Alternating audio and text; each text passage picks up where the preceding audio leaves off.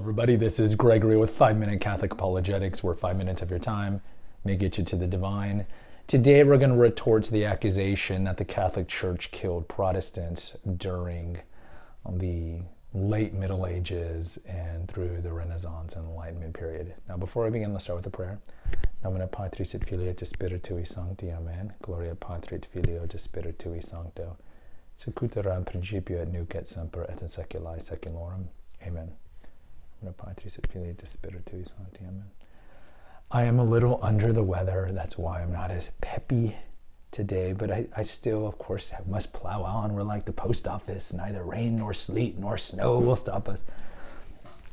So I definitely recommend you check out the episode we did on the Crusades. And I think I recommend that you watch the episode that we did on I'm leaving the church because the church is corrupt. So look, a couple things here. A lot of Protestants just don't know history well, or they know it from their Protestant sources. A great example of this would be the Inquisition, which is greatly distorted most of the time. But let's go back in time to, let's say, the 16th century when Protestantism began. And you have to understand a couple of things. At the time, leaving the faith or causing people of the faith to leave was considered treason. And so, yes, did you see Catholic monarchs in Europe execute Protestant arch heretics? Absolutely. Did the Catholic Church, did Rome execute people? Now, it's not like the popes have an official executioner. Now, remember, the Papal States, which the Pope owned, it's like a small land in the middle of Italy. They owned it for about 1,000 years. They did have a secular wing, and on occasion, maybe people were executed for treason, thievery, and other things. But as a whole, the Catholic Church is not some mustachy guy, like in the Da Vinci Code. But going back to Catholic monarchs, so throughout much of the late Middle Ages and certainly through the Renaissance, we had Catholic monarchs. You look at the Habsburgs in Austria and in Spain. You look at the Valois and later the Bourbon monarchs in France. You look at the Plantagenets and later the York and Lancasters and Tudors up until Henry VIII left. So we definitely had Catholic monarchs. And just understand what the world was. And you see this played out in like John Huss and Wycliffe and the Albigensian Crusades of the 13th century. The reason that Catholic monarchs supported by the papacy were concerned about these movements is because they disrupted law and order. They had extremely violent ideology in which they felt that the ruling order of the time should all be toppled. And so supporting something like that or letting it go unhindered was not good for law and order.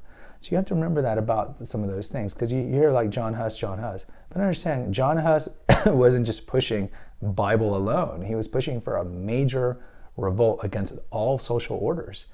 So needless to say, the leadership of that particular kingdom, and that was in present-day Czech Republic, which probably at the time was probably owned by the Habsburgs, would be concerned by that. So it's a different time. Like today we have separation of church and state, but back then it was not like that. It was not like that. So when there were people that were teaching heresy that was endangering the lives of souls, yes, the Catholic monarchs would be concerned. So yes, there were times that Protestant arch heretics were put to death. A good example of this would be under Mary I, who was the daughter of Henry VIII and Catherine of Aragon.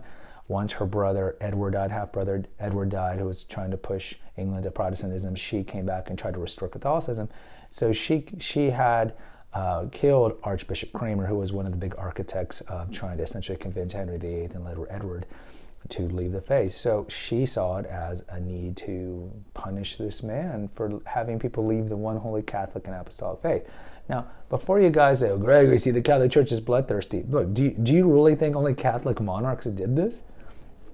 Right after Mary I, we had Elizabeth I, who for 50 years of her reign, and it stretched into the Stuart rule in England, had Catholic priests and Catholics killed for giving sacraments. Most famous of this would be the St. Campion, Edward Fisher, St. Thomas More, which was during Henry VIII's But you had this because, and look, Elizabeth was trying to assert Protestantism in England, and so she saw any attempt by Catholic priests, and mostly these were Jesuits who were trying to get infiltrated, as a threat to her social order. So she had numerous Catholics murdered.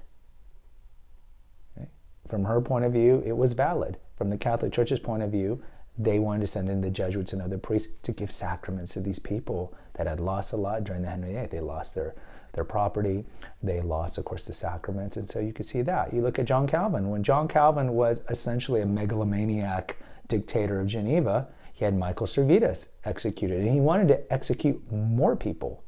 But he was kind of reined in by some of the city elders who said, you can't do this. So look, a lot of it is just power corrupts, and absolute power corrupts absolutely. So when you have people mixing religion with politics, you're going to see this happen.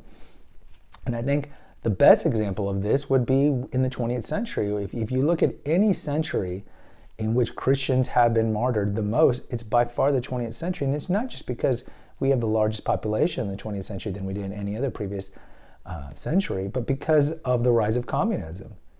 So you saw what happened in the Soviet Union. Depending on estimates, 40 to 50 million dead through starvation and through, of course, the pogroms and the gulags and so forth, the great monkey trials of Stalin and so forth. You saw with Mao, the Cultural Revolution, great leap forward, same thing over there. You look at Pol Pot in Cambodia, killing a third of the people over there. If you were reading or they suspected that you read, that you would be executed because people who read are dangerous.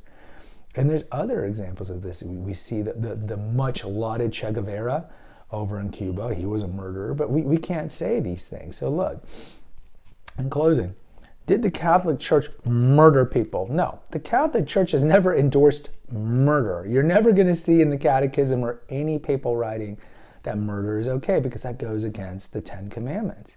Now, the Pope, like we talked about in the episode on the slave trade, the Pope will tell Catholic monarchs, do not murder, do not have the slave trade. What the Catholic monarchs do with that is not on the Pope. A lot of these leadership, and you can see it played out in many movies that take place in the Middle Ages and Renaissance, they just ignore it. They just ignore it because it's all more about like Otto von Bismarck's Realpolitik. It's not really about faith anymore. Maybe in early Christendom it was more about faith, but certainly when you get to Enlightenment, it was all Realpolitik, and certainly into the 19th century. So the Pope is not accountable for that.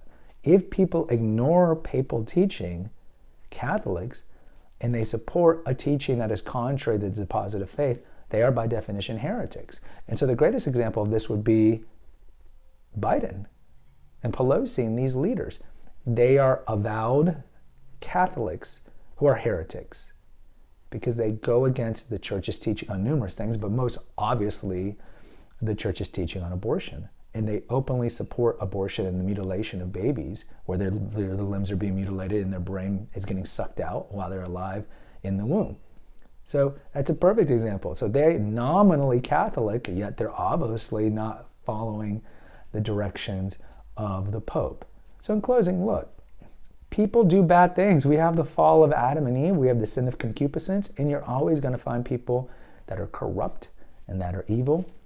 But in no means does that invalidate the presidency or the Constitution of the United States or anything civilian-like. No, it's the same thing with popes. We had that episode. Have we had bad popes? Absolutely. Have we had really bad popes? Absolutely. That doesn't take away. He just holds the office, but it doesn't take away from Christianity. It doesn't take away from the church founded by Jesus Christ. Christ has the parable of the weeds and the wheat. And what does he tell them? He says, let the weeds and the wheat grow, and at the end of time, we will bundle them up and the weeds will be burnt.